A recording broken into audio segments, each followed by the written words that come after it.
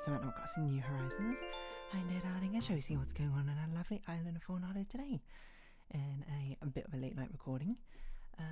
No D&D today, just busy. But here we are now. What should we talk about? I'm not really sure. You know what I can talk about? But this was something I was probably actually meant to talk about. Not meant to necessarily. I think that's probably a bit much, but I was considering talking about. I can't remember. Maybe it was 2 days ago or something when I watched it. I can't remember. Something like that, or maybe it was on Sunday. Now I think about it. But good evening, everyone. Right now in Fawnhallow, it's 11:14 p.m. on Thursday, May 5th, 2025. There was a very interesting, actually cool thing I saw, which was one of a few YouTubers I still watch, who is not Northern 9, and even then I don't watch him. I watch Library Laterno. The other one is Offline TV, and I don't really watch all the videos, but they are like sometimes I'll check in like every 3 months or so just to sort of see what they're doing, because I think it's kind of fun. I'm not like a fan of all the videos, but I think I'm a decent fan of a reasonable number of them. Mainly because when they do like very interesting and cool things, I'm like, oh yeah, that seems like a fun thing. I would like to do that.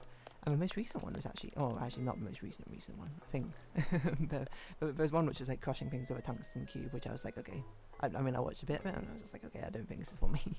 But one before that I actually found very interesting.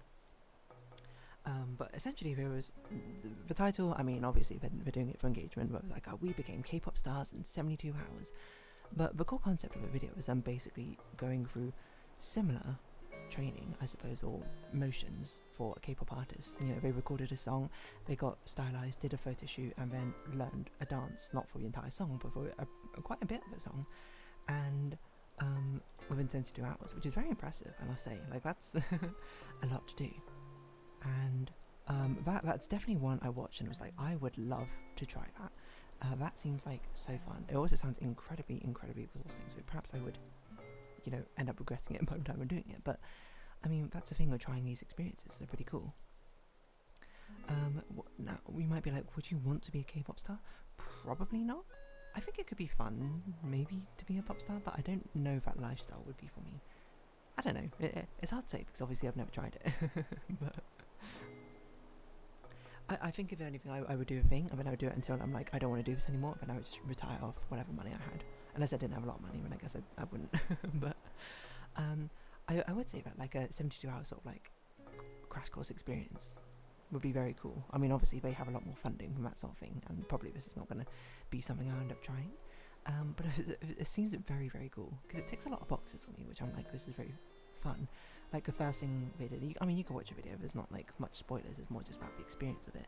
But the first thing they do is they basically go to like a sort of like a fashion shoot, but it's more like they pick out clothes. They had like a professional stylist who came in and like saw their social media and was basically like, oh, I know what sort of styles you like, and I know obviously I work in the industry, I know what sort of things are popular, let's try and find a balance between these two things. And then they got some like really cute outfits, and I was like, this is cool. And we even had like a directional styling for the entire band for 3 of them together, and I was like, that's really fun. Then they had a photo shoot, which I must imagine photo shoots are not actually that fun because they last for hours of doing a very similar thing over and over and over again, and you had to keep the same sort of effort from start to end, otherwise it's a bit pointless. Yeah.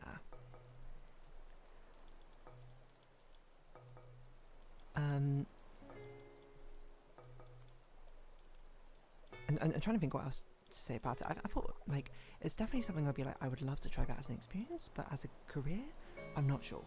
I would have to try it first and see if I even like it, because I mean there's a very real chance you do it and you're like, oh, I kind of hate this as a lifestyle. In which case I'll be like, no, I don't want to do that for the rest of my life. But yeah, it was really cool. They get like all this sort of fashion stuff. I like fashion a lot, and I especially love like photo shoot things, which is why, I mean, all the thumbnail arts for this channel are very much like in the style of a photo shoot, kind of. It's like the character D dressing up as if she was in that world doing a photo shoot based off the game that I'm playing. Yeah. So I thought it was pretty cool. And then the second day they did like recording for the song, which probably is more of an express lane compared to like actual pop style recordings. Even for those who don't write their own songs, probably what ends up happening is you hear the song in advance and you get time to be able to practice it, and then you go in for a recording day. They were like, oh, they listened to it and then they divvied up the roles and did it on the day, which must be insanely stressful, especially because they're not, most of them are not quite professional singers. I mean, Lily's definitely a musician, as I understand it, but Lily Peachy, that is, and she is a singer, but even that is still pretty stressful, I think, to be able to just walk into a studio and immediately start recording. And honestly, they did an amazing job. might say they might actually have pretty nice, well, certainly better than my voices. But yeah, that seems pretty cool, just to have like a song made and then be able to be part of that sort of creative process as well. Because it wasn't that they came in and sang that song; they actually were able to sort of feedback and be like, "Oh, you know, I don't think I'm doing this line very well," or like, "I feel you should do this line." Or the interesting thing where they were like, "This song, we like the concept, but it feels a bit too youthful for us. We want to like sort of age it up a bit." And I was like, that makes perfect sense, I suppose. I mean, there is a very sort of common trend, I think, in K-pop, especially to appeal to cutesiness and innocence, which is not as prevalent, I think, in a lot of Western musics, or pop music, that is. So yeah, I don't know, I was like, that seems like a really, that again, this seems like a really cool experience. I mean, when I was much younger, we went to a recording studio actually once, I think I was in year 2 or year 3, I can't remember, where as a class we went into a recording studio to basically record a song, a CD, one song. We were split up into groups of 5 and we all took one verse each. You might be like, what song did you sing? We sang the song Amarillo by, I don't even know who it's by, let's see, Tony Christie. Is that right, Tony Christie? Tony Christie looks a lot like Peter Kay, unless I don't remember what Peter Kay looks like. Tony, are they the same person? Tony Christie featuring Peter Kay version. What? Am I losing my mind? Who the heck is Tony Christie? Wait, Tony Christie's someone else entirely. That is Peter Kay. What? Amarillo song.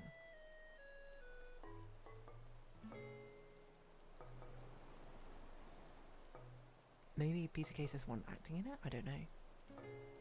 Anyway, we sang that song. Which, if you don't know how it goes, "Is this a way to Amarillo?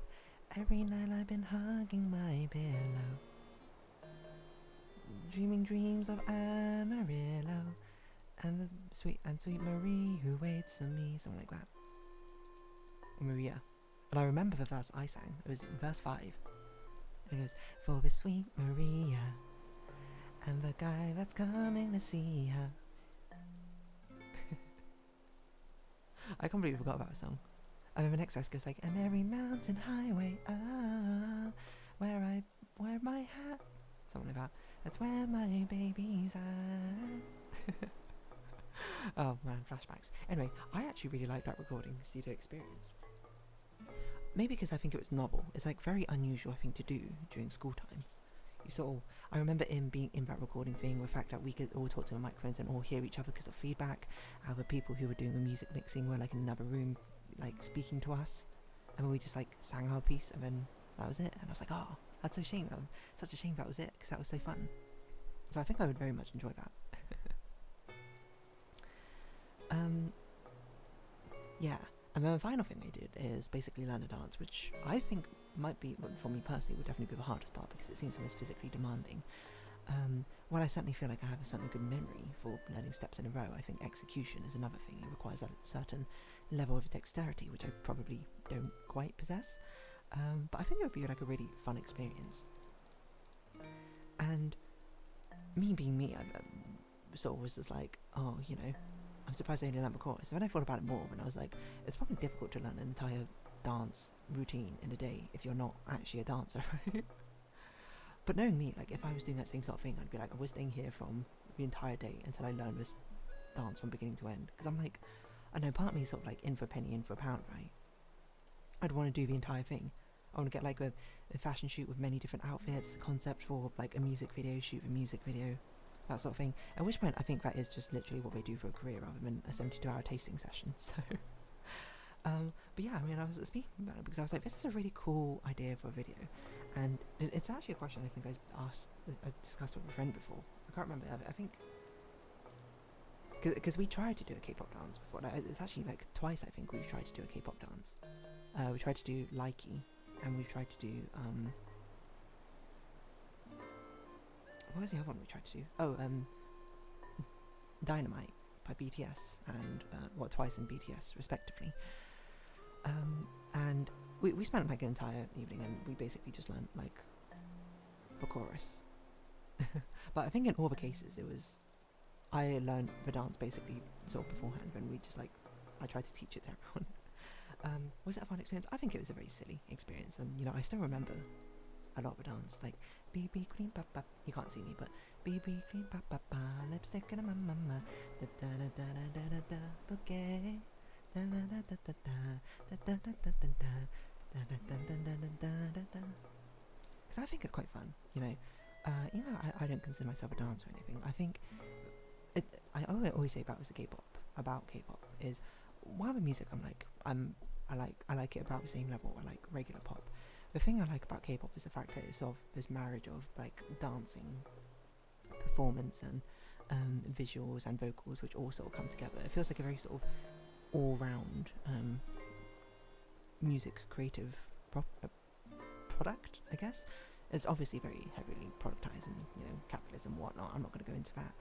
But I always like that, because I'm like, I like having a song, and then if I like the song, I would like to learn the dance moves, sort of, to it as well. I like that as a performance that sort of goes hand in hand with each other. I'm not saying I don't like it when Western pop, I suppose, don't do that. And a lot of Western pop does have dance moves, but I feel like there's less of a focus on it compared to in K-pop. But I think maybe it's because a lot of K-pop, they tend to be in groups, right? So it's a lot easier to do these sort of like formation style dances. I don't really know. I'm not going to dive into why and the specifics about the Hanwha wave. Is it called Hanwha wave? Wait, hold on. What's a Korean wave called? Or Hallyu wave? Is it Chinese term? What? Really? Because I would have thought in Chinese it would be like, because Hangul is Korea in Chinese. Hanliu. I don't know what Liu is. Flow. Oh, so it just gets translated as Hallyu. Interesting. Anyway, I'm not there to dissect the Hallyu wave or whatever. What I'm here to dissect more than anything is that it would be a really cool experience to be able to try and do that. I mean, I've done, like, I guess technically bits and pieces of it, you know. It's not like I'm a stranger to fashion or anything like that. I've written a song before, and recorded parts of it for like these birthday project videos, not in 24 hours, mind you, but still in a reasonably quick turnaround. And we've done like dance choreographies before, so really it's just one step away from combining it all together. I certainly don't think most of my friends would be as interested in it as me, and I think that's totally fair, because like, they don't need to be. That's just not how life works, to be honest. But like, seeing that video, you know, part of me is like, I'm not often bought into these ideas that you see on like YouTube, these big things and events that people do, you know, Mr. Beast doing whatever tours of, I don't really know what he does in like $1 million houses, or I don't know, buying an entire stadium to do something or other in. But this was the first one. I was like, this one actually seems like genuinely, I would love to try that. I think there's something wrong with me as well, because I guess like part of me was like, it's because I'm like actually working towards something, I think, while doing it, right? There's like an actual end goal in mind, and the end goal is a reward of being able to see this performance or whatever and do this dance. I mean, maybe that's why I like offline TV things, because of the videos they have like that. They had one where they recorded like an entire Christmas album, despite the fact that most of them like weren't singers, and I was like, that's really impressive to do and a really cool idea. And they had the money to be able to like, yeah, let's hire a vocal coach who was on board with this sort of thing, and then they could like record like these music videos to go along with it, or samples. I'm like, that's so cool. Isn't that cool? Maybe I'm the only one who thinks it's cool, but yeah, I don't know, I guess I was really impressed by it. And it's crazy because when I saw the dance as well in the video, I was like, that looks like a difficult dance. So I was like, I think it's probably a bit much to also expect them to learn like formation changes as they go along at the same time, or the rest of the entire choreography. Especially because, like, apparently they did it as I understand, as soon as they landed. So, not a lot of days to recover from jet lag, which is crazy, but, you know, that's unfair on how their recording schedule works. But yeah, anyway, if I was basing a long and short of it, was like, I thought that was genuinely really, really cool. I was like, what an interesting thing to do. Which I would absolutely give a try, if given the opportunity to.